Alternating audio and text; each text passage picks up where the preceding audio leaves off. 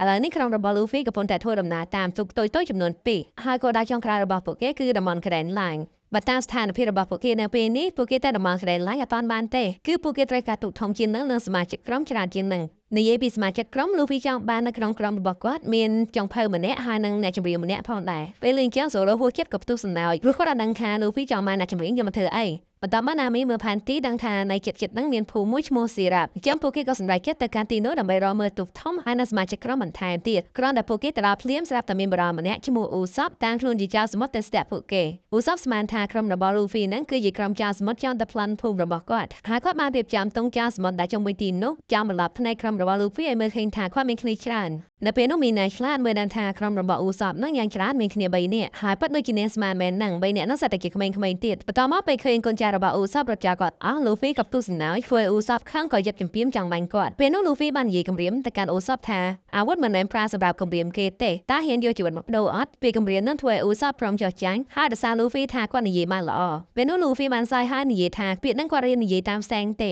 បន្ទាប់ពីដឹងថា Luffy ស្គាល់សែងពួកគេក៏បាននិយាយត្រូវគ្នាព្រោះប៉ារបស់ Usopp ឈ្មោះ Yasop ក៏ជាកូនចៅម្នាក់របស់សែងដែរបន្ទាប់មកពេលនិយាយគ្នាបានបន្តិច Usopp នឹកឃើញថាគាត់មានការប្រែធ្វើហើយក៏សុំចេញទៅមុនហើយគ្រាន់តែ Usopp ចេញទៅបានមួយស្ទុះក្មេងៗដែលជាកូនចៅរបស់ Usopp បានមកដល់នៅពេលនោះពួកគេបានសម្លាប់ក្រុមរបស់ Luffy ឲ្យប្រាប់ភ្លាមថាយក Usopp ដែលជាមេរបស់ពួកគេទៅលាក់ទុកនៅកន្លែងណាហើយ Zoro បានកុហកពួកគេថាគាត់ស៊ី Usopp ចូលទៅក្នុងពោះបាត់ហើយកុំនិយាយបន្លាយក្មេងមើលបានអត់បន្ទាប់មកពួកក្មេងៗបាននាំក្រុម Luffy ទៅផ្ទះមួយដែលធំជាងគេនៅក្នុងភូមិព្រោះពួកគេដឹងថាបើកាលណារក Usopp អត់ឃើញគឺ Usopp នៅផ្ទះមួយហ្នឹងUsopp មកផ្ទះនោះដើម្បីនិទានរឿងឲ្យក្មេងស្រីម្នាក់ស្ដាប់ក្មេងស្រីម្នាក់នោះមានឈ្មោះថា Kaya ប៉ាម៉ារបស់នាងបានជួយស្លាប់បាត់ទៅហើយមិនសល់ទុកនៅទ្រព្យសម្បត្តិជាច្រើនឲ្យនាងប៉ុន្តែទ្រព្យសម្បត្តិទាំងអស់នោះមិនអាចធ្វើឲ្យនាងសប្បាយចិត្តបានទេជាហើយទៅ Usopp ចិត្តល្អតែងតែមកនិទានរឿងឲ្យនាងស្ដាប់ដើម្បីឲ្យនាងសប្បាយចិត្តពេលដឹងរឿងនឹងហើយ Luffy អត់បានខ្វល់អីទេគាត់ដឹងត្រឹមតែថា Kaya គឺជាអ្នកមានហើយគាត់ចង់ចូលទៅសុំទូកធំមួយពីនាងបន្ទាប់មក Luffy បានទាញជាព្រាមនាំគ្នារបស់គាត់ទាំងអស់ផ្លាស់ល្បងចូលទៅខាងក្នុងហើយពេលឮសំឡេងក្នុងកណ្ដាលមេកាធំប្រចាំផ្ទះនោះបានទៅដល់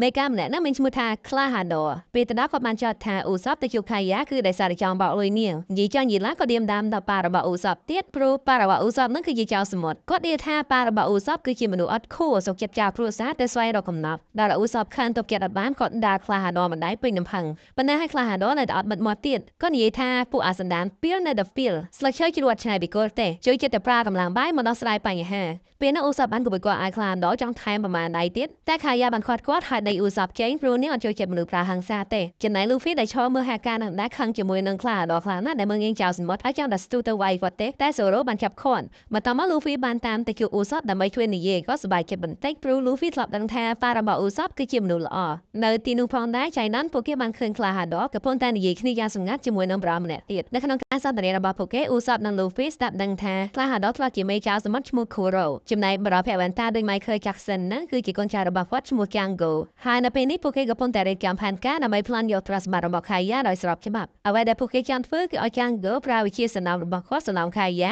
ដូចប្រើនាងសរសេរបណ្ណាំមរតកបុគ្គលទ្រព្យសម្បត្តិទៅឲ្យ Kuro បន្តមកពួកគេនឹងបញ្ជូនក្រុមចៅសមុទ្រដែលជាកូនចៅរបស់ពួកគេឲ្យចូលទៅលុកលុយភូមិហើយនឹងសម្លាប់ Kaya ចោលដើម្បីឲ្យគេមើលទៅគិតថា Kaya ស្លាប់ដោយអបតហេតុពេលលេងចឹង Luffy ក្តៅចិត្តទ្រាំមិនបានក៏ស្រែកគំរាមពួកគេពីខាងលើថាកុំឲ្យធ្វើបាប Kaya ដល់ពេលបាយការ Kuro បានបញ្ជាឲ្យ Django សណ្ដាំ Luffy ហើយនឹង Usopp ឲ្យដេកស្លាប់ពេលនោះ Luffy បានត្រៃសណ្ដាំហើយធ្លាក់ដើមក្បាលចូលទៅខាងក្រោមចំណែក Usopp អត់អីទេព្រោះគាត់កិច្ចទាន់ហេតុការណ៍នោះគ្មានអ្នកណាគិតថា Luffy នៅរស់ទេហើយ Kuro អត់ព្រួយបារម្ភថា Usopp យករឿងហ្នឹងទៅនិយាយប្រាប់គេទេដោយសារតែ Usopp នឹងពេលទៅណែគាត់ជួយចិត្តបណ្ឌិតរឿងទៅកុហកគេពេកចាស់ហើយទើបទោះបីជាគាត់យកការប៉ັດទៅនិយាយប្រាប់គេក៏គេអត់ជឿដែរតែទោះជាយ៉ាងណាក៏ Usopp អត់បោះបង់ការព្យាយាមទេគាត់បានរត់យ៉ាងលឿនស្ដាយទៅភូមិឆ្លងកាត់តាមវងក្មេងៗនឹង Zoro ក៏អត់ឈប់និយាយគ្នាសិនដែរតាមរយៈទឹកមុខភ័យស្រានស្លារបស់ Usopp ក្មេងៗមើលដឹងថានៅមាត់សមុទ្រច្បាស់ជាមានបញ្ហាធំហើយចាស់ហើយពួកគេក៏នាំ Zoro និង Nami ទៅកាន់ទីនោះហើយពិតជាបានរកឃើញ Luffy មែនហើយមើលទៅស្ថានភាពរបស់គាត់ដូចមនុស្សធ្លាក់ពីទីខ្ពស់បាក់កស្លាប់អញ្ចឹងបើតែ Zoro មើលដឹងថា Luffy គ្រាន់តែដេកលក់ទេក៏ដាក់គាត់ឲ្យភ្ញាក់មកវិញតាមទៅមើល Usopp វិញពេលទៅដល់ភូមិគាត់បានស្រែកប្រកោកប្រកាសថាចៅសមុទ្រចិត្តមកដល់ហើយឲ្យប្រជាជនឆាប់បញ្ញាភៀសខ្លួ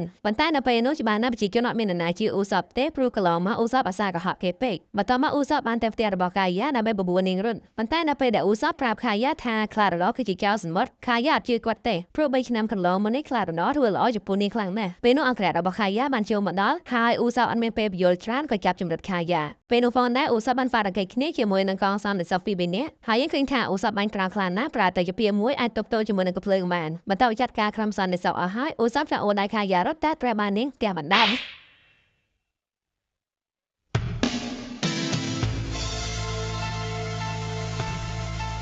ពេលនោះឧសបពិតជាឈឺចិត្តខ្លាំងណាស់តែគាត់មិនអាចបង្ខំចិត្តខាយ៉ាបានទេហើយអង្គរៈរបស់ខាយ៉ាក៏តាមមកតាន់ផងដែរធ្វើឧសបត្រូវបង្ខំចិត្តរត់គេចេញពីក្របកំភ្លើងបន្ទាប់មកនៅយប់នោះឧសបបានត្រឡប់មកជុំគ្នាជាមួយក្រុមរបស់ Luffy ពេលនោះឧសបបានសង្កេតថាគាត់នឹងទៅប្រយុទ្ធជាមួយនឹងក្រុមចៅសមុទ្រទោះបីជាស្លាប់ក៏គាត់នៅស្ដាយដែរហើយក្រុមរបស់ Luffy មិនអាចឈរអបដៃមើលបានទេក៏ព្រមចូលរួមជួយឧសបពេលនោះផងដែរ Zoro បាននិយាយថាពួកគេព្រមជួយមិនមែនមកពីពួកគេអាណិតឧសបទេគឺដោយសារតែឧសបនឹងគឺជាមនុស្សដែលគួរឲ្យគោរពហើយការលើកទសាររបស់ Zoro នឹងបានធ្វើឲ្យឧសបរំភើបចិត្តខ្លាំងណាស់បន្ទាប់មកពួកគេបានធ្វើដំណើរទៅកាន់មាត់ច្រកចូលភូមិព្រោះពួកគេនឹងថាស្អែកព្រឹកនឹងក្រុមចៅសមុទ្រនឹងមកដល់ហើយផ្លូវចូលភូមិគឺជាចំណតខ្ពស់គួរសារមួយហើយពួកគេបាននឹកឃើញយកប្រេងដែលចាក់ពីពេញទីនោះដើម្បីការពារកុំឲ្យចៅសមុទ្រដើរចូលភូមិបានពេលភ្លឺឡើងក្រុមចៅសមុទ្ររបស់ Kuro បានបោះទូកចូលច្រាំងដោយបានក្រុងទុកនៅពេលនោះពួកគេក៏បានឃើញទូករបស់ Luffy ពីរគ្រឿងចតនៅជិតនោះដែរតែពួកគេមិនសូវចាប់អារម្មណ៍ទេកលៃទៅមើលក្រុមរបស់ Luffy វិញចំណែកណាពួកគេឃើញទូករបស់ចៅសមុទ្រសោះដល់ពេលកាត់ចុះកាត់ឡើងឧសបទំនឹកឃើញថាមានផ្លូវចូលភូមិមួយទៀតនៅទិសខាងជើងបើសិនជាពួកគេរត់តែ3នាទីដល់ហើយពេលលេងចឹង Luffy អត់ចាំគេទេក៏ព្រួចតែមុនគេមុនឯងហើយឧសបរត់ទៅតាមក្រោយនៅពេលនោះផងដែរ Nami ក៏នឹកឃើញថាតែចាប់ទ្រព្យសម្បត្តិរបស់នាងក៏ដាក់នៅលើទូកដែលចតនៅច្រកខាងជើងនោះផងដែរហើយដោយសារតែខ្វល់ខ្វាយជាមួយទ្រព្យសម្បត្តិពេកនាងក៏ច្រឡំជើងជន់ជាមួយនឹងប្រេងទីង Zoro ធ្លាក់ចុះទូទាំងអស់គ្នា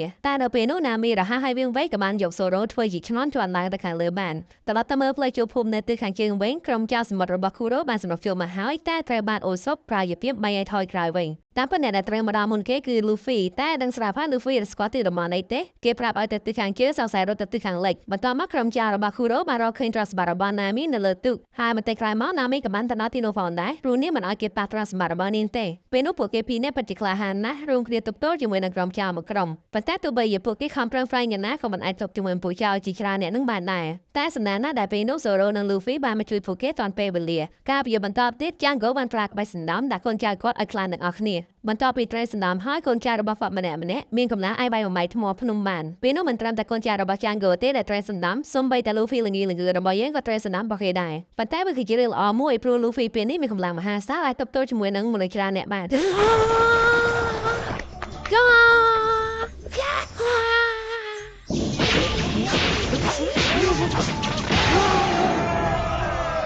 បន្ទាប់ពីបានវាយក្រុមចៅសមុទ្រដួលហើយ Luffy ក៏សម្រុកចូលទៅម្ដងទៀតធ្វើក្រុមចៅសមុទ្រភ័យបាក់ស្បាតប៉ុន្តែនៅពេលនោះ Luffy មិនមែនសម្រុកចូលទៅវាយជាមួយពួកគេទេគឺគាត់តែចាប់គាត់ទុកមិនដឹងថាមានគោលបំណងអីទេនៅពេលនេះ Luffy មើលទៅដូចអត់អាចគ្រប់គ្រងខ្លួនឯងបានឡើយក្រោយពេល Luffy ក៏បានហើយ Django ក៏បានប្រើសណ្ដាំធ្វើឲ្យ Luffy ដេកទៅវិញប៉ុន្តែឈើទុកដែល Luffy ក៏បានដួលទៅស្កត់ក្រុមចៅឲ្យរបួសប្រងព្រាតបន្ទាប់មក Django បានបញ្ចេញកូនចៅខ្លាំងរបស់គាត់ពីរនាក់ទៀតដែលចេញកាយវិការដូចជាសត្វឆ្មាមួយក្មាប់មួយស្គមម្នាក់ក្មាប់មានឈ្មោះថា Bushi ចំណែកម្នាក់ស្គមមានឈ្មោះថា Sham ហើយអ្នកដែលទប់ទល់ជាមួយពួកគេបាននៅពេលនេះមានតែ Zoro បន្ទាប់មកសាច់រឿងបានកាត់ទៅមើលកាយាមកផ្លែតក្រោយពេលនាងភ្ញាក់ពីដេកនាងបានឃើញអង្គរៈរបស់នាងត្រូវបានគេវាយរបួសធ្ងន់តែមិនទាន់ស្លាប់ទេពេលនោះអង្គរៈនោះបានប្រាប់នាងថាអ្នកដែលវាយប្រហារគាត់គឺ Clahador ដល់ពេលជាងហើយទើបដឹងថាអ្វីដែលឧសបប្រាប់នាងកាលពីម្សិលមិញគឺជាការពិតហើយនាងមានការសោកស្ដាយខ្លាំងណាស់ដែលបានជឿតាមឧសបសម្រាប់រឿងនេះផងដែរខ្ញុំសូម select 5 ប៉ុណ្ណេះសិនសូមអរគុណអ្នកទាំងអស់គ្នាដែលបានតាមដានទស្សនារឿងនេះជាមួយខ្ញុំ